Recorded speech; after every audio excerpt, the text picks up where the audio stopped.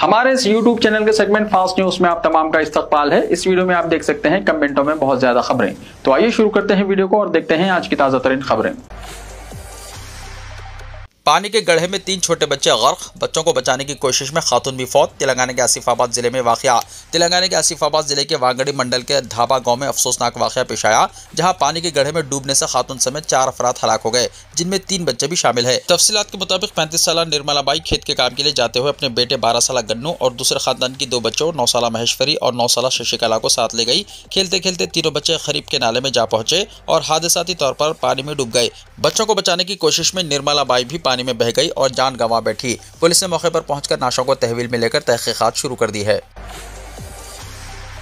हैदराबाद के अतराफ 3 बड़े railway terminals कायम करने का मंसूबा। महकमा रेलवे ने हैदराबाद के अतराफ 3 बड़े रेलवे टर्मिनल्स कायम करने का मंसूबा तैयार किया है। मुल्क की मुख्तलिफ रियासतों से तेलंगाना को पहुंचने वाली ट्रेनों के पेश नज़र ये टर्मिनल्स कायम किए जा रहे हैं। दिल्ली, बेंगलुरु, कोलकाता जैसे शहरों के मुजाफात में ये रेलवे टर्मिनल्स कायम हैं। दूर दराज से पहुंचने वाली ट्रेनों को शहरों से गुजरने के बजाय दीगर रास्तों से गुजरने के लिए एक्सप्रेस वेज मुजाफाती इलाकों में तामीर किए जा रहे हैं, ताकि ट्रैफिक मसाइल का हल बरामद किया जा सके। इसी मंसूबे पर अमल करने के लिए हैदराबाद के अतराफ 3 रेलवे टर्मिनल्स कायम किए जा रहे हैं, जो आउटर रिंग रोड और रीजनल रिंग रोड के दरमियान होंगे। साउथ सेंट्रल रेलवे ने यह मंसूबा तैयार किया है। वरंगल के रास्ते से होते हुए चल्लापल्ली में टर्मिनल कायम किया जा रहा है। विकाराबाद मुंबई के रास्ते में नागुलापल्ली टर्मिनल रामचंद्रपुर मंडल में तामीर करने का डिमांड भी है। इसके अलावा महबूबनगर बेंगलुरु रास्ते के दरमियान जोगल, शमशाबाद, निजामाबाद, नांदेड़, डबीरपुरा, मेडचल के रास्ते पर नए टर्मिनल्स कायम करने के लिए इकदाम किए जा रहे हैं। इन तजावीज़ को चीफ मिनिस्टर रेवंत रेड्डी के सामने पेश किया गया है। चीफ मिनिस्टर ने इन टर्मिनल्स के क़याम के लिए हुकूमत से मुकम्मल ताउन फराहम करने का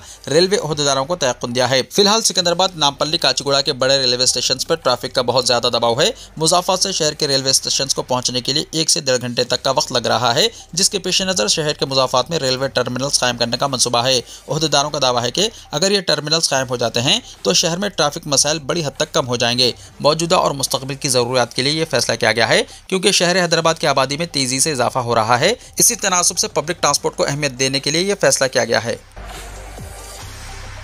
मीर आलम तालाब पर केबल ब्रिज की तामीर, इन्हदामी कार्रवाई के खिलाफ मुकामी अफराद का एहतजाज। शिवरामपल्ली और राजेंद्र नगर के इमारतों और अराजी मालिकान का एक इजलास मुनक्किद हुआ, जिसमें मीर आलम तालाब पर केबल ब्रिज की तामीर के सिलसिले में मुकामी अराजी के हुसूल के लिए इन्हदामी कार्रवाई की मुखालिफत की गई। इस इजलास से खिताब करते हुए डॉक्टर हयातुल्लाह खान ने कहा है कि लोगों को अपने मकानात और मूर्सी जायदादें बचाने के लिए मुत्तहिद होना चाहिए। उन्होंने कहा कि ये जिद्दोजहद न सिर्फ हमारी ज़मीन के तहफ़्फ़ुज़ के लिए है, बल्कि हमारी नस्ल के मुस्तक़बिल को महफूज बनाने के लिए एसोसिएशन के कायदीन ने हुकूमत पर जोर दिया कि वो इस प्रोजेक्ट पर नजरसानी करें और यहाँ रहने वालों के हुकूक के तहफ़्फ़ुज़ के लिए मुनसिफाना और शफ़ाफ इक़दाम करें। इजलास में फैसला किया गया है कि प्रोजेक्ट के तहत इन्हदामी कार्रवाई से अपनी जायदादों को बचाने के लिए जिद्दोजहद की जाएगी।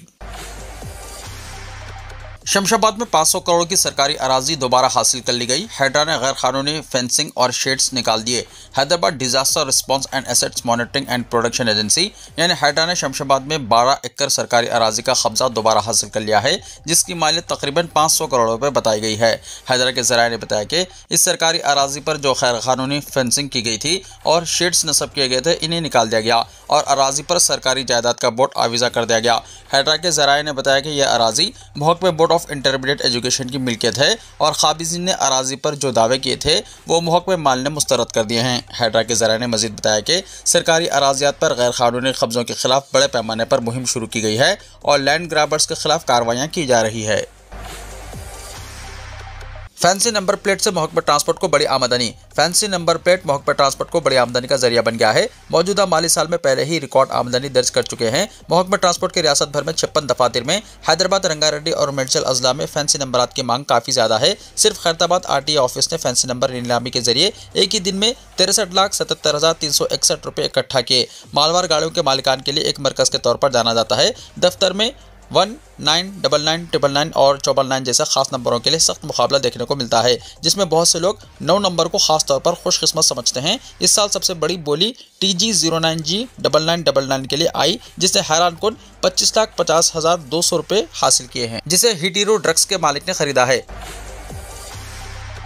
खातून मुलाजिमा को जिनसी तौर पर हिरासा करने वाला MRO गिरफ्तार, जेल मुंतकिल। तेलंगाना के जगत्याल जिले में वाक़या। तेलंगाना के जगत्याल जिले के पेगड़ापल्ली के MRO रविंद्र नायक के खिलाफ खातून मुलाजिमा ने संगीन इल्जामात आयद किए। सरकारी फराइज की अंजामदही के दौरान साथ काम करने वाली खातून मुलाजिमा को रविंद्र नायक ने जिनसी तौर पर हिरासा किया और व्हाट्सएप पर फौश पैगाम भेजे और नाजिबा फ़ोन कॉल्स किए। मुतासरा खातून ने इस सिलसिले में पुलिस में तहरीरी शिकायत दर्ज करवाई। शिकायत की बुनियाद पर पुलिस ने MRO रविंद्र नायक के खिलाफ मुकदमा दर्ज करते हुए उसे हिरासत में ले लिया। गिरफ्तार MRO को आज अदालत में पेश किया गया, जहां मौजूद जज ने रविंद्र नायक को 14 दिन के अदालती रिमांड में भेज दिया। इस वाक़े के बाद मुकामी ओहदेदारों और मुलाजिमीन में तशवीश की लहर दौड़ गई है और खातून मुलाजिमीन मुतासरा खातून के लिए इंसाफ दिलाने का मुतालबा कर रहे हैं। BRS ज़हनी तौर पर बीजेपी में जम हो चुकी है, महेश कुमार गौड़ ने कहा। सदर तेलंगाना प्रदेश कांग्रेस कमेटी महेश कुमार गौड़ ने कालेश्वरम प्रोजेक्ट की CBI तहकीकात से बचने के लिए BRS मोदी के सामने झुक जाने का इल्जाम आयद किया है, जिसकी वजह से BRS पार्टी नायब सदर जमहूरिया के इंतखाबात से दूर रही। आज मीडिया से बातचीत करते हुए महेश कुमार गौड़ ने कहा है कि अरकान असेंबली के इन्हिराफ के मामले में BRS के वर्किंग प्रेसिडेंट KTR हद से ज्यादा बोल रहे हैं।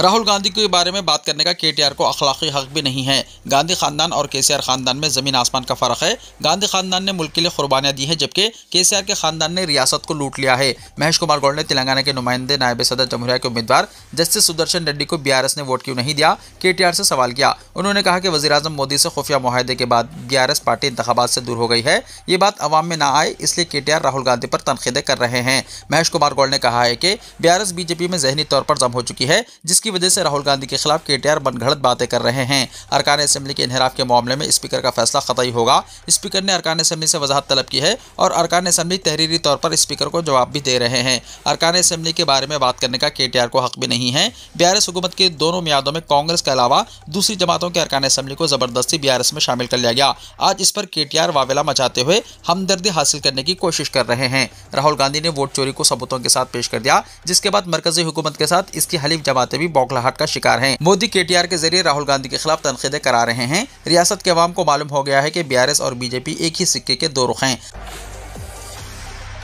तेलंगाना भर में लोक अदालत के दौरान एक ही दिन में 11 लाख से ज्यादा केसों की यकसोई। तेलंगाना भर में हफ्ते को मुनक्किदा कौमी लोक अदालत को जबरदस्त अवामी रद्दमल मिला। इस मौके पर रियासती लीगल सर्विस अथॉरिटी के मेंबर सेक्रेटरी CH पंचाक्षरी ने बताया कि एक ही दिन में 11,06,000 मुकदमात हल किए गए। तेलंगाना लीगल सर्विस अथॉरिटी के एग्जीक्यूटिव चेयरमैन P शानुक्षी और हाईकोर्ट लीगल सर्विसेज कमेटी के चेयरपर्सन जस्टिस मौसमी भट्टाचार्य की रहनुमाई में रियासत भर में मुनक्किदा इस लोक अदालत में ये फैसले सुनाए गए। इन मुकदमात में 3,63,000 प्री लिटिगेशन केसेस और 7,43,000 ज़ेर इल्तिवा मुकदमात शामिल हैं। इन मुकदमात के तहत मुस्तफिदीन को 595 करोड़ रुपए मुआवजा दिया गया।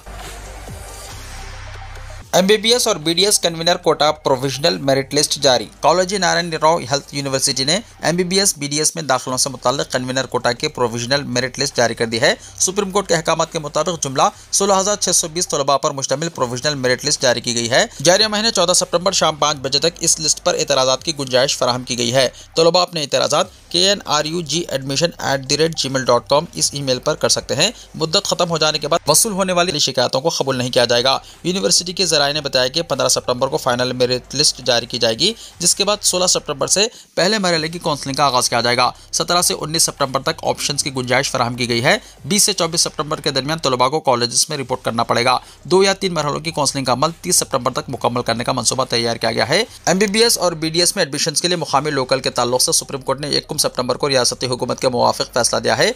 9th क्लास से लगातार 4 साल तेलंगाना में तालीम हासिल करने वाले तलबा ही मुकामी कहलाएंगे। हुकूमत की इस तजवीज़ को सुप्रीम कोर्ट ने तायद की है, जिसके बाद रियासती हुकूमत ने 4 ज़ुमरों में सरकारी मुलाजमीन के खानदानों को तलबा को मुकामी तस्वुर करने के अहकाम जारी किए हैं। सुप्रीम कोर्ट के अहकाम के मुताबिक जुमला 1020 तलबा को नॉन लोकल करार दिया गया है। 1020 तलबा मुकामी होने से मुतल्लिक सर्टिफिकेट्स पेश करते हैं तो इन्हें एडमिशन के लिए अहल करार दिया जाएगा। तमाम अहल नौजवानों से वोटर लिस्ट में इंदराज कराने कमिश्नर JHMC की appeal. Greater Hyderabad municipal corporation के कमिश्नर और जिले इंतखाबी अफसर RV कन्नन ने अपील की है कि जितने भी अहल शहरी 1 जुलाई 2025 तक 18 साल की उम्र मुकम्मल कर चुके हैं, वो जारी स्पेशल समरी रिवीजन 2025 के तहत जुबली हिल्स असेंबली हल्के के ज़िमनी इंतखाब के लिए बतौर वोटर रजिस्ट्रेशन करवा लें। हफ्ते को जारी करदा एक बयान में उन्होंने कहा है कि नए वोटर्स को चाहिए कि वो 17 सितंबर से पहले अपने रजिस्ट्रेशन मुकम्मल करें। इसके लिए फॉर्म 6 नई रजिस्ट्रेशन बराए आम वोटर्स, फॉर्म 7 नाम के इंदराज या अखराज पर एतराज़ और फॉर्म 8 रिहाइश की तब्दीली इंदराज में तस्हीह EPIC की दोबारा इजराई माजूर अफराद की निशानदही के जरिए दरख्वास्त दी जा सकती है। अहल शहरी वोटर हेल्पलाइन ऐप के जरिए ऑनलाइन रजिस्ट्रेशन कर सकते हैं या इन वेबसाइट्स पर जाकर रजिस्ट्रेशन कर सकते हैं। CEO telangana.nic.in या ecinet.eci.gov.in या eci.gov.in। मज़ीद रहनुमाई के लिए शहरी अपने बूथ लेवल ऑफिसर से रुजू कर सकते हैं या टोल फ्री नंबर 1950 पर कॉल कर सकते हैं। हुकूमत को गरीब तलबा की तालीम के बारे में कोई फिक्र नहीं, कविता ने कहा। तेलंगाना जागृति तंजीम की सदर और मुअत्तल रुकन कानून साज कौंसिल के कविता ने हुकूमत पर इल्जाम आयद किया है कि गरीब तलबा की तालीम के बारे में इसे कोई फिक्र नहीं है। सोशल मीडिया पर सरगर्म कविता ने इस खुसूस में किए गए ट्वीट में कहा है कि 8,000 करोड़ रुपए की फीस रिइंबर्समेंट की बकायाजात अदा न करने की वजह से डिग्री और प्रोफेशनल कॉलेजेस समेत आला तालीमी इदारों में बंद होने के हालात पैदा हो गए हैं। 15 सितंबर से तालीमी इदारों को बंद करने की नोटिस इंतजामिया की जानिब से हुकूमत को भेजी गई है। कविता के मुताबिक कौंसिल में जब उन्होंने फीस रिइंबर्समेंट की बकायाजात देने के बारे में सवाल किया तो हुकूमत ने मरहलेवार अदायगी की दहानी करवाई थी, लेकिन अब तक कोई रकम जारी नहीं की गई। उन्होंने इल्जाम लगाया कि फीस रिइंबर्समेंट की बकायाजात जारी करने के लिए हुकूमत में कुछ अफराद बड़े कमीशन का मुतालबा कर रहे हैं। उन्होंने हुकूमत से फौरी मुतालबा किया है कि वो गरीब तलबा की तालीम मुतासिर ना हो, इसलिए फौरी तौर पर बकायाजात की अदायगी करे। शहर में इंटरनेट खदमात की बहाली के लिए एसोसिएशन का तयक्कुन। All India fixed internet service private association यानी AIFISPA ने हैदराबाद के आवाम को तयक्कुन दिया है कि इंटरनेट खदमात फराहम करने वाले ऑपरेटर्स ओहदेदारों के साथ मिलकर जल्द से जल्द इंटरनेट खदमात को बहाल करने के लिए इक़दाम कर रहे हैं। पूरे शहर में बरक़ी ओहदेदारों की जानिब से इंटरनेट केबल्स को हटाए जाने की वजह से खदमात मुतासर हैं। तंजीम ने बताया कि महकमा बरक़ी की जानिब से अंधाधुंध तरीके से केबल्स काटने की वजह से ये रुकावट पैदा हो रही है। तंजीम का कहना है कि केबल्स हटाने के सिलसिले में मरकज़ी हुकूमत के रहनुमाना खुतूत पर अमल नहीं किया जा रहा है। Telangana सौदर्न power distribution company limited यानी TGS PDCL के सदरनशीन और मैनेजिंग डायरेक्टर मुशर्रफ फारूकी से मुलाकात के बाद खिदमत फराहम करने वालों ने शहर भर में फाइबर रूट्स पर केबल्स को महफूज तरीके से हटाने में महकमे बरक़ी की मदद करने के लिए मैन पावर फराहम करने से इत्तेफाक किया है। तंजीम ने बताया कि इंटरनेट फराहम करने वाले ऑपरेटर्स अपनी टीमों को मुतहरिक करते हुए जल्द से जल्द इंटरनेट राब्तों को बहाल करेंगे। इस सिलसिले में महकमे बरक़ी के ओहदेदारों और मुलाजिमीन के साथ ताउन करते हुए इक़दाम किए जाएंगे।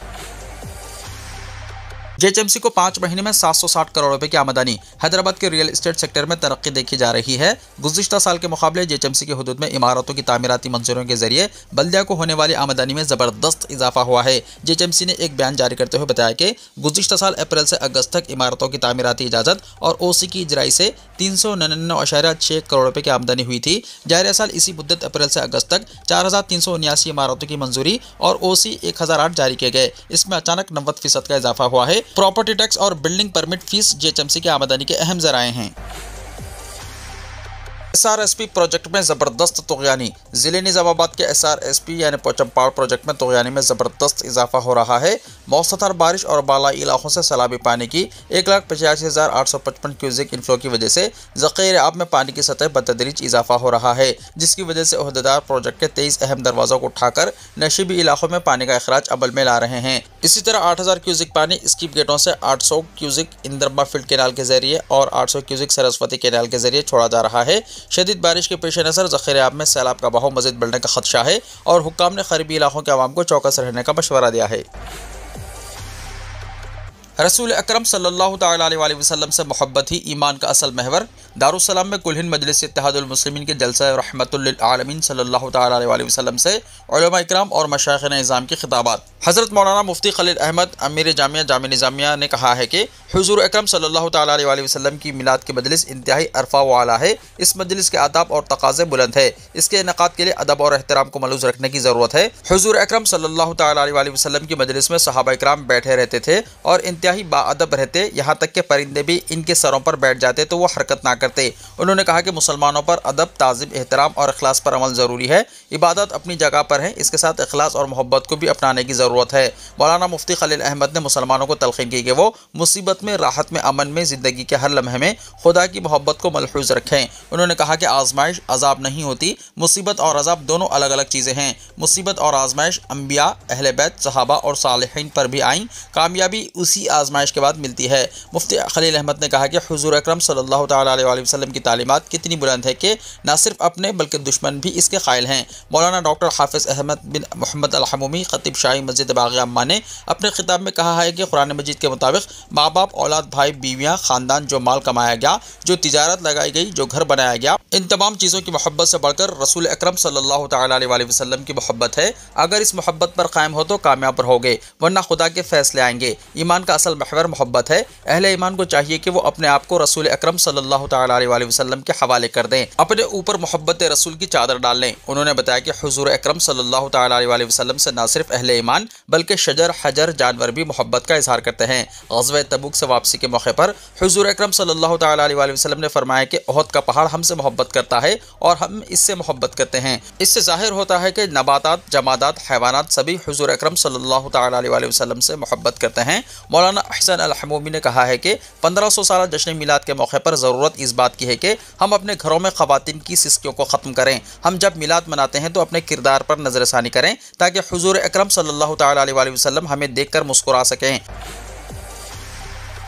पुणे के मंछर में दरगाह मुनहदम, हिंदू तंजीमों का सर्वे का मुतालबा। पुणे जिले के अंबिका गांव ताल्लुका में वाक़े मंछरा कस्बे के चावड़ी चौक पर सड़क की तामीराती कार्रवाई के दौरान एक दरगाह का हिस्सा अचानक मुनहदम हो गया, जिसके नतीजे में नीचे सुरंग नुमा ढांचा जाहिर हो गया।